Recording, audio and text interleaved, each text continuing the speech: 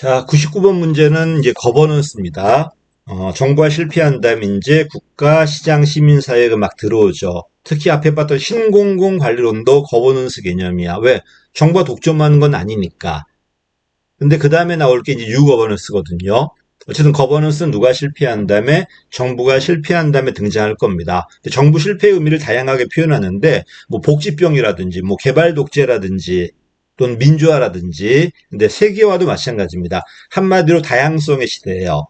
세계화나 정부화 다양성의 시대다 보니까 무한 경쟁이란 말입니다. 이러니까 정부가 독점적으로 서비스했을 때 잘 안 될 수 있다는 거. 그러니까 국가, 시장 공동체가 같이 하겠다는 게 뭐다? 거버넌스 개념이다. 그치? 이건 맞았습니다. 세계화와 정보화는 다양성의 시대고 이런 시대에 정부 독점이 문제가 있으니까 다양한 주체와 협력해서 같이 하겠다는 겁니다. 99번은 맞았고요. 자, 400번입니다. 이런 거버넌스 중에서도 시장, 가격과 경쟁 논리를 강조한 게 있으니 아까 봤던 신자유주의죠. 이건 틀렸네요.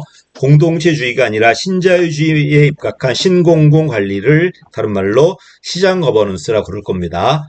공동체주의가 아니라 신자유주의가 돼야 될 겁니다. 시민사회 강조하는 게 공동체주의고요. 400번은 틀렸습니다.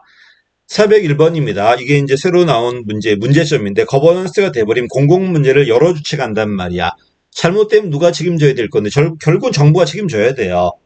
네, 나눠 사다 보니까 책임 소재가 모호해질 수 있다는 겁니다. 책임 소재가 불분명해진다. 항상 나눠지면은 모호해집니다. 민영화도 마찬가지고 NGO가 들어와도 마찬가지야. 책임 소재가 분산될 수밖에 없다는 겁니다.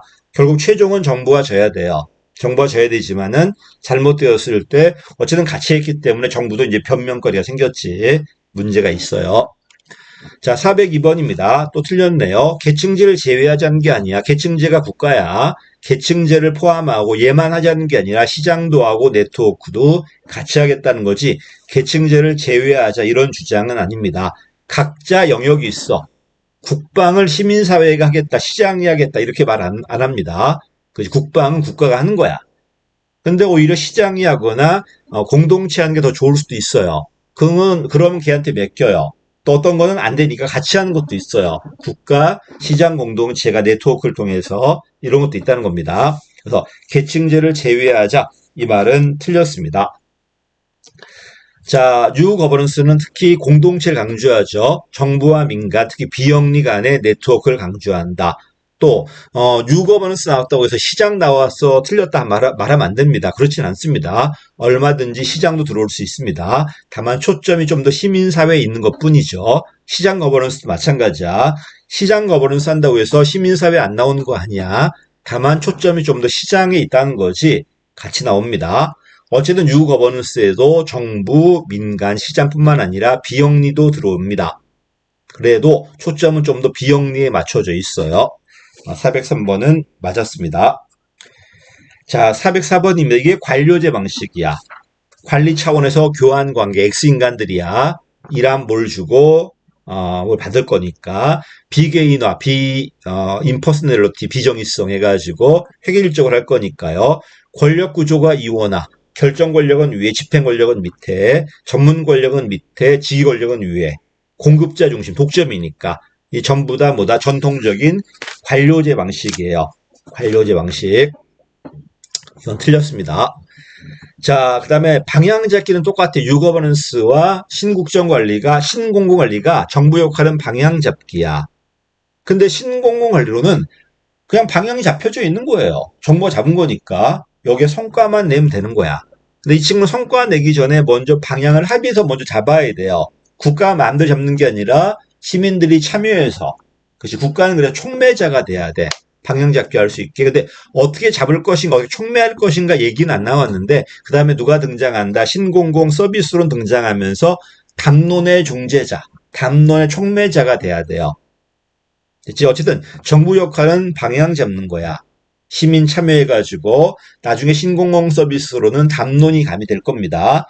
이렇게 먼저 방향을 잡는 게 먼저예요. 합의 과정 속에서. 그래, 과정이 먼저인 거야. 그 다음에 성과 내야 되겠죠. 다만 이 성과는 고객이 준 게 아니라 또 주어진 목표가 아니라 우리가 시민들이 참여해서 같이 담은 합의한 목표잖아, 지금. 이거를 통해서 정부가 방향을 잡아주면은 우리는 성과 낼 겁니다. 시민한테 대응할 겁니다. 그래서 정부 역할은 방향 잡기다. 신공무관리나 유고본사 똑같아요. 다만 잡는 방식은 다르죠. 여기는 국가가 잡을 거 이미 잡혀져 있는 거고, 얘는 시민사회가 들어올 거고, 어떻게 잡을 것인가에 대한 과정이 나와야 돼요. 근데 아직 안 나오니까 뒤에 누가 등장한다? 신공공 서비스론이 담론이라는 걸 갖고 들어올 겁니다. 405번은 이거는 그럼 맞았죠. 방향 잡히니까. 그다음에 406번입니다. 바뀌었네요. 민주주의가 아니라 뭐가 돼야 돼? 신자유주의가 돼야 돼요. 신공공관리로는 신자유주의 406번 틀렸어, 이거. 틀렸고, 그다음에 6번은스가 공동체주의 맞습니다. 민주주의라고 나오지 않고 되게 누가 나온다? 신자유주의로 들어와야 돼요. 민주주의가 틀렸네요. 자, 그 다음에 신공공관리로는 국민을 뭐로 본다? 공리주의. 맞아요. 자기 효용을 극대화하고 효용 하나하나 극대화하다 보면 전체 효용이 극대화되는 공리주의 입각한 고객으로 본다. 맞는 말이고, 여긴 주인이에요. 시민주의, 덕성을 지닌 주인이다. 권리만 있는 게 아니라 의무도 있다. 효율성만 있는 게 아니라 참여 같은 민주성도 있어야 돼요. 그래서 이거는 맞았죠. 407번 공리주의 입각한 고객이다. 시민주의에 입각한 주인이다. 이 말은 틀린 게 없습니다. 고객이 수동적이라면 상대적으로 주인은 능동적이에요. 고객은 주어진 물건을 골라 쓰는 거고요. 시민은 이걸 해달라고 요구할 수 있는 거니까 좀 더 능동적이라는 거야. 자, 신공공관리로는 이미 주어진 방향 목적이야. 다만 집행의 경영 논리가 들어와요. 행정의 경영화라고 하다 보니까 이원론 성격이 강하다고 그래. 이원론이라고 단정하지 않아요. 이원론 성격이 있다는 거고요. 반면에 는 합의 과정이 먼저잖아. 근데 누가 들어온다? 주인이 들어온단 말이에요. 시민들이 먼저 합의를 먼저 하다 보니까 행정의 뭐라고 그래? 재정치화라고 그래요. 유거버넌스는 담론 이론을 바탕으로 한 행정의 정치성을 강조한다. 맞죠? 그렇지? 유거버넌스가 담론을 바로 제시했는지는 잘 모르겠는데 이 뒤에 나온 신공공 서비스로는 바로 담론 제시합니다. 어쨌든 합의 과정이 먼저기 때문에 어떻게 합의할 것인가에 대한 명확한 방향이 없다. 이런 비판을 받긴 하거든요. 그 방향이 나중에 담론으로 들어오기는. 그래서 어쨌든 시민들이 참여해서 합의한 게 먼저기 때문에 재정치화라 그러고, 그래서 얘는 과정이 먼저야. 그리고 관료제도 과정인데 관료제가 말한 과정은 규정과 절차를 준수하는 이런 과정이라면요. 얘는 합의 과정이 먼저고 합의를 한다면 그 다음에는 결과 내놔야 돼요. 근데 관료제는 그 규정과 절차만 준수하면 끝났잖아요. 근데 신공관리로는 이미 주어진 목적, 주어진 방향에 성과 내는 거고요. 특히 경영 논리가 집행에 들어와서 합의 과정이다. 또 경영 논리로 성과 내는 게 아니라 뭐 공동 생산이니 뭐 이런 걸 통해서 집행도 할 겁니다. 자, 이거는 맞았습니다. 408번은요. 자, 409번입니다. 맞았네. 신공공관리론 경쟁, 유거버넌스는 신뢰. 그 다음에 합의와 조정, 담론해야 될 거니까 경쟁이다, 가격이다, 신뢰 기반을 둔 협조와 조정이다. 틀린 단어 없다. 맞고요. 자, 410번입니다. 신공관리가 뭐다? 기업가야. 내가 너한테 자율성 줄 테니까 목표와 자율성 줄 거야. 재원에 대한 재량 줄 거야. 성과 내놔. 창의성 같은 기업과 정부야. 얘는 그게 아니라 먼저 합의가 먼저잖아. 담론의 촉매자, 조종자가 돼야 돼. 둘이 바뀌었어, 지금. 그래서 코디네이터가 유거버넌스, 그다음에 기업가가 신공공관리가 돼야 돼요. 서로 바뀌었다, 이게. 자, 그다음에 이제 관료제 패러다임이 무슨 경쟁이냐? 행정 메커니즘, 계층제적 명령, 법과 규칙 같은 것들. 경쟁 메커니즘은 뭐다? 신공공관리론. 얘는 경쟁이 아니라 참여가죠, 참여. 합의 메커니즘이니까.